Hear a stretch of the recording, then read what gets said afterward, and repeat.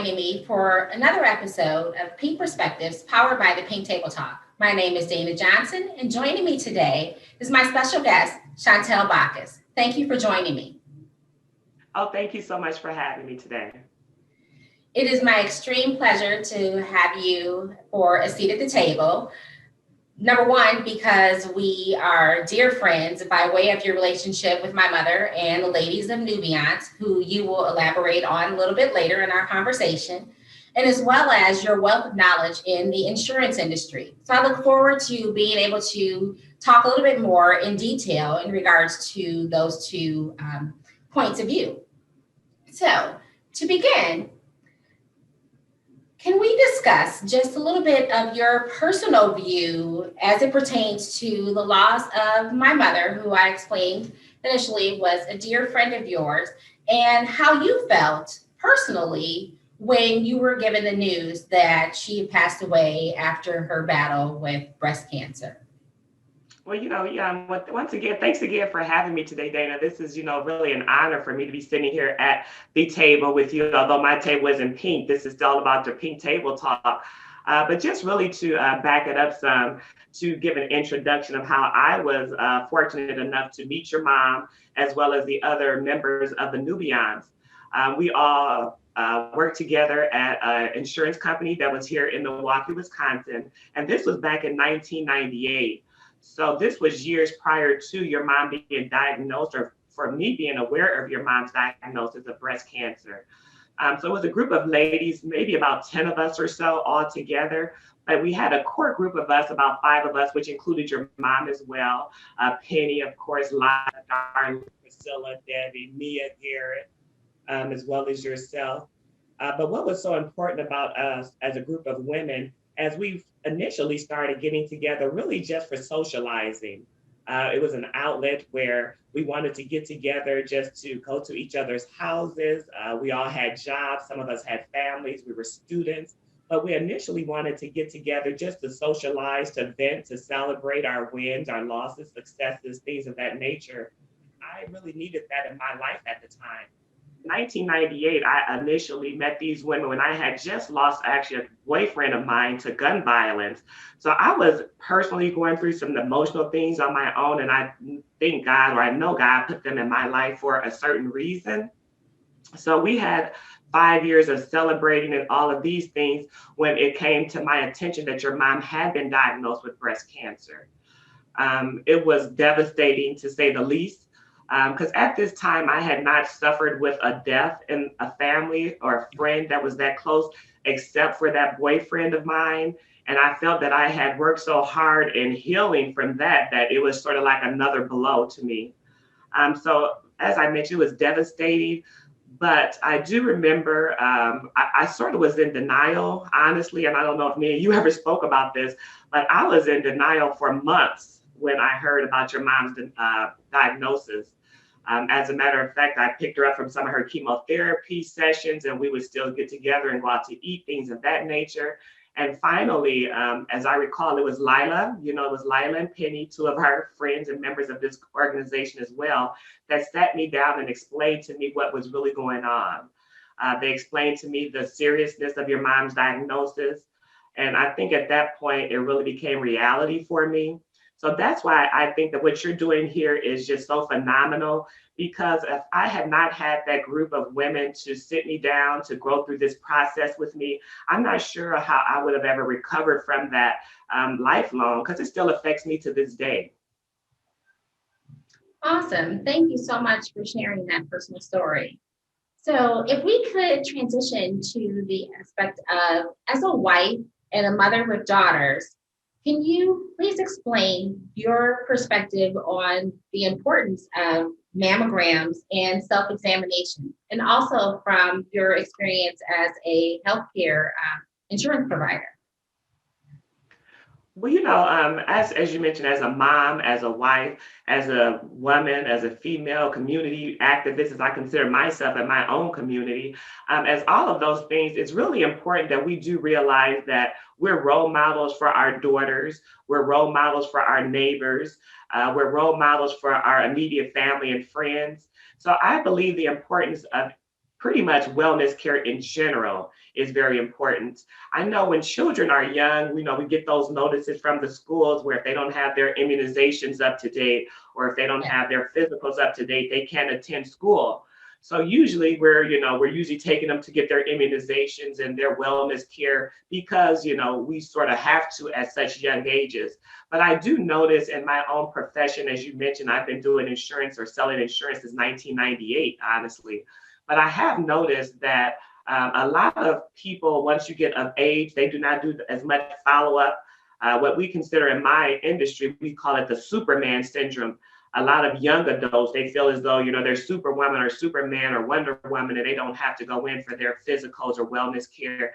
But I believe it's very, very important. I know everyone has this thing that says knowledge is wealth, and I strongly stand behind that as well. But health is wealth as well. If you don't have good health, if you don't have knowledge of your health and what you can do about it and preventative care, you can have all the riches in the world, but that would be irrelevant. So as my perspective, as you asked, as a mom, as a wife, I say that we need to mirror good health with our children. And that's even more than just self-examinations and mammograms, things of that nature. It includes diet and exercise, meditation, prayer. So it's a plethora of things that goes in addition to the mammograms and self-examinations. But of course, we're on the topic of breast cancer. So that's why I know you're focusing on that right now. But I think realize that we do have different things that have been put in place by the administration currently and prior administration, with 2008 with Obama. As you know, in 2010, we got the Affordable Care Act. And one of the most important points in that Affordable Care Act, of course, was a pre-existing condition, where you can get accepted on insurance plans now with pre-existing condition. But in addition to that, it was wellness care, preventative care. You can go in now and get these services that you're referring to that can be covered 100% under your health insurance plans. So I do believe that it's important that we go in for our mammograms, we teach our children this, we mirror this, and we let them know how important our health is. Awesome. Thank you so much. So you and I have talked a little bit behind the scenes about your experience personally in your family being affected with breast cancer. I was wondering if you could maybe share a little bit about that story and how you helped maybe as a caregiver or just personally how it affected you. Yeah, just what, and that's a good question. I have a dear friend of mine. She's actually the godmother to my children, and vice versa. I'm the godmother to her children. It was a sister of hers I've been knowing since high school that was affected by this disease, as well as additional family members. And she was not much older than myself. I'm in my 40s. So I think that it was really an eye opener once again that this disease is still out there, that it's attacking us at younger and younger ages. And the one thing that I could do, because it wasn't that I had hands-on experience with assisting the family or herself, but what we were able to do is we gave her words of encouragement. If there was anything going on where they were selling T-shirts, things of that nature, we always participated in that. We tried to reach out to the family and things of that nature as well. But in addition to that, I did write some things down that I just want to go back to. I know we spoke about healthcare, health insurance, and just something I want to put out there that just came on the news, that just came to my mind just now, actually, is the current administration with Biden today was just on like breaking news, which everything is breaking news pretty much now. Exactly. But one of the things that Biden is trying to do, and I'm very happy about that, and that's something that I would want to share when we talk about knowledge and health, is that he's attempting now to open back up the marketplace. So if someone has lost insurance or they don't have insurance, he's attempting to open back up the marketplace, meaning you can enroll in health insurance from February the 15th through May of 15th. So please, if you're out there and you don't have health insurance, if you have questions about health insurance, reach out to an agent. If you're not, within my area, just reach out to an agent and make sure that you do have this insurance. One of the reasons is we know we're living in a pandemic right now, and that pandemic is really more fatal to individuals that have pre-existing conditions or underlying conditions. So I think it's very important, really, to just spread knowledge. I know your question was, how did that affect me and what was I able to do? I believe the family and other people that I've dealt with, because I've had clients, that have been been diagnosed with this disease, that I have had to walk through different insurance coverages that they have, or sometimes just be a listening ear, because at some point my clients do become like friends of mine. We're sharing very personal information. They're giving me their health histories. Sometimes I'm speaking to their children or about their children with them. So one thing that I would say is have a relationship with an insurance agent or someone that can tell you what your options are, and get to know your physician. There's so much going on right now where you get in a doctor's office and they're rushing you out. What I found to be helpful for myself and for some of my clients is writing things down before my doctor's appointment. So if I wake up one day and something's ailing me, I write that down in a notepad. If I'm eating something and I have a certain side effect from it, I write that down in my notepad. That way, when I do get to the doctor's office, some people have what we call the white coat syndrome. They see the doctor in his white coat, the white walls, and they sort of, they get a little freaked out about it. Right. But I found that if you write these things down as you go, you are better prepared to have this appointment with your doctor. And regardless of what anyone says, when you're in that doctor's office, if you have a list of questions, they're going to have to make time. The person after you would just have to wait. Even if he doesn't or she doesn't have the answers for you at that time, they are, they're required really to provide you with some type of answer or some resources for you to know more about your health. So that's the first thing that I think that I have been able to, serve as for my clients, my friends and family members that may have been diagnosed with some conditions of that nature. Is I've been able to be a resource. I may not have had all of the answers, but I did have a plethora of resources that I could share with them. Even from healthcare.gov, that's a great resource on healthcare. That's something that's ran by the government and the administration. So that's www.healthcare.gov. It's a wonderful resource. And honestly, I was just sitting here on the computer prior to us speaking. I just want to go over just to mention some of the preventative services for women that are covered at 100%, meaning you don't have to pay a co-payment or anything out of pocket. One of it is breast cancer genetic test counseling. So that's for women that are a higher risk for breast cancer, such as you would say yourself would be because of your family history of breast cancer.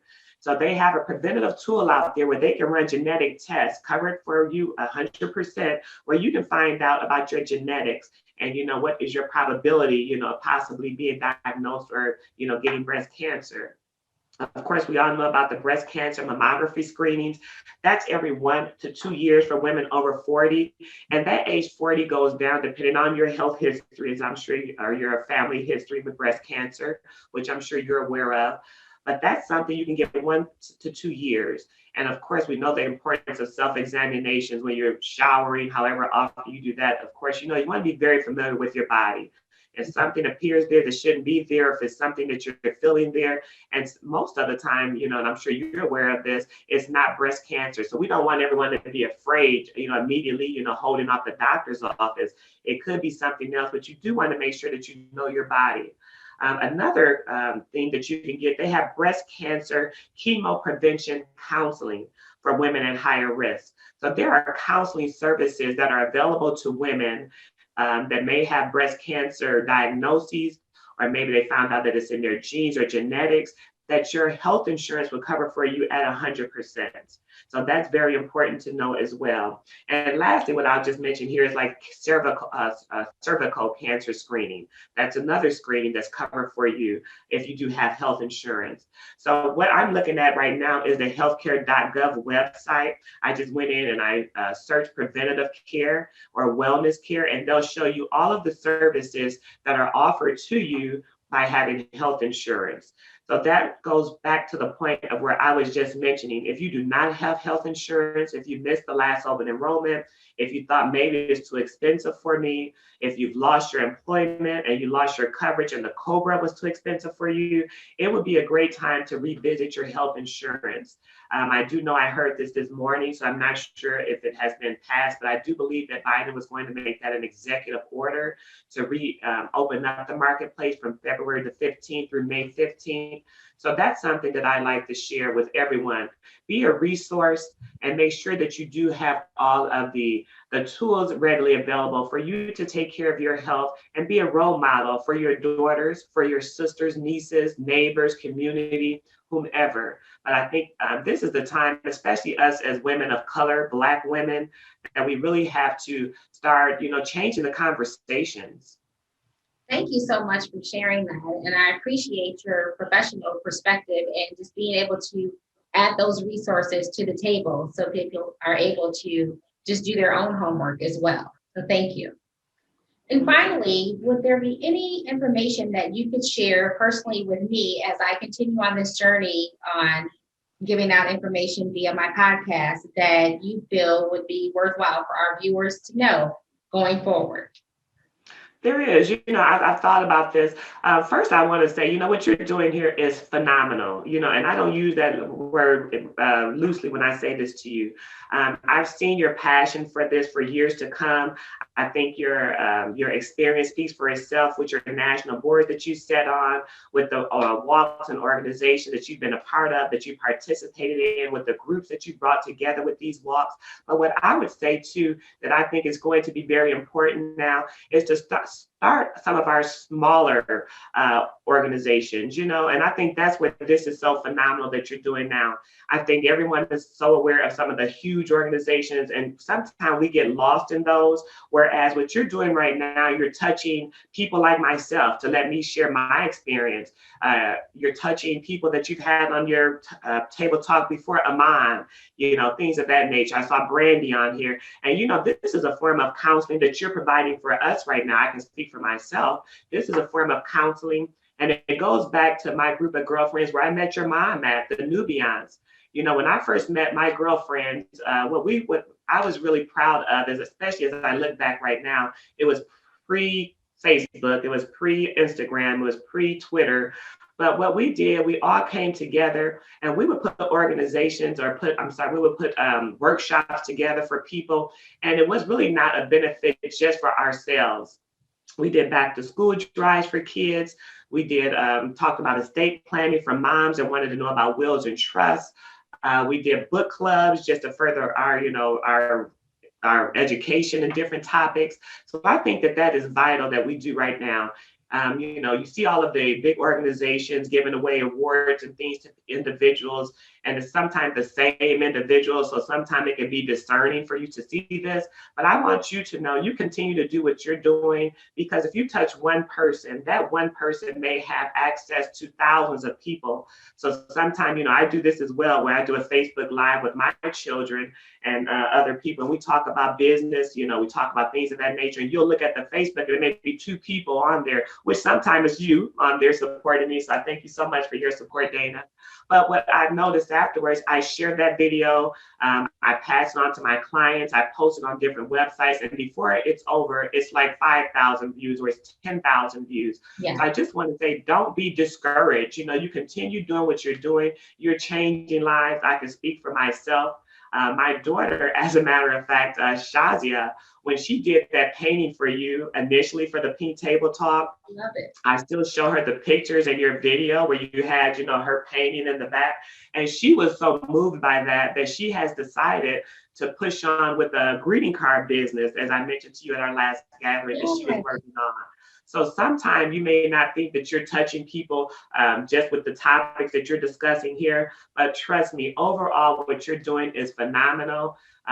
Continue to do it. You have a passion for it. You put it in the hand of the Lord, and He will always, make things happen for you. And that's the same for some of the people or some of your Pink Table Talk audience members as well, I would say, start a group with 2 of you, start a group with 3 of you, and just do things that you're passionate about, not just for the notoriety, not just for the likes. And, that's something that I said, I'm going to make a new hashtag. You're hearing it right now on the Pink Table Talk, but it's called Before the Likes. Let's start doing things that we used to do before the likes, because that's one thing that I do pride myself on, and my girlfriends as well. We were multi-generational. So that's something too. It's sort of like a succession planning. As you mentioned, I was closer to your age, and these were your mom. These were your mother and her friends that I were friends with. And what I did adore about them is when we did put this organization together, they made me the president. And I remember being shocked. And I'm like, well, these women have a plethora of knowledge. They're wives, they're moms, they're business owners, they're educators. But, here I was just starting in my professional career. I don't think I had even graduated from college at that point, but they made me the president. And I cannot tell you the confidence that they gave me, the self-esteem booster that they gave me. Because let me make that clear, I never really had a big problem with self-esteem. I have a very supportive family as well. Yeah. But it was a booster. When I would go out into the community, even if my girlfriends weren't there for me, I knew that I had their backup. I knew if I did fall on my face or fail, we was going to get together that following week where I can talk to them about it over a glass of wine or tea or coffee, whatever we chose. But I think the importance of good friends and socializing is underrated. I think that's very much underrated. We'll see on social media or anywhere for that matter, is to talk about how everyone is always against you. And I've been fortunate enough where I haven't had a lot of that experience where they say a lot of haters. I've never had that experience. And if so, I'm not aware of it or I don't pay attention to it. But what I would say is be who you are, get you a circle of very supportive, kind people, even if it's 1 or 2, and just keep on pushing on, because I promise you the light is at the end of the tunnel.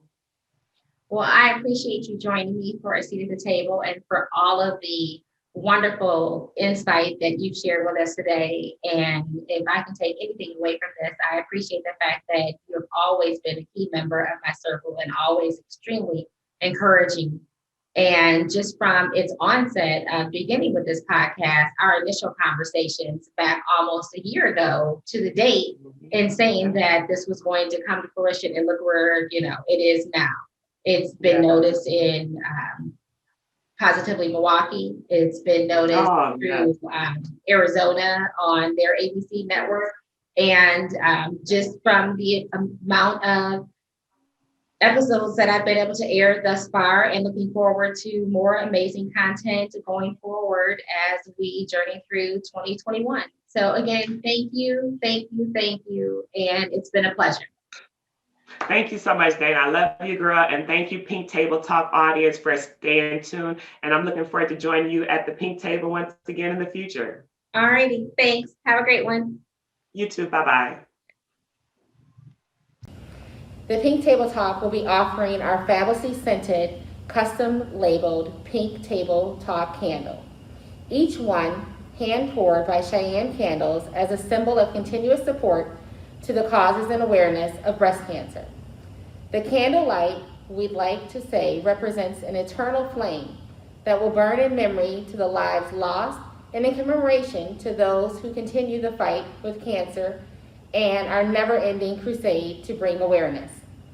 Proceeds from purchasing go to the building of the Pink Table Talk advocacy and outreach, as well as our ability to support other programs and agencies in kind. Thank you for joining us.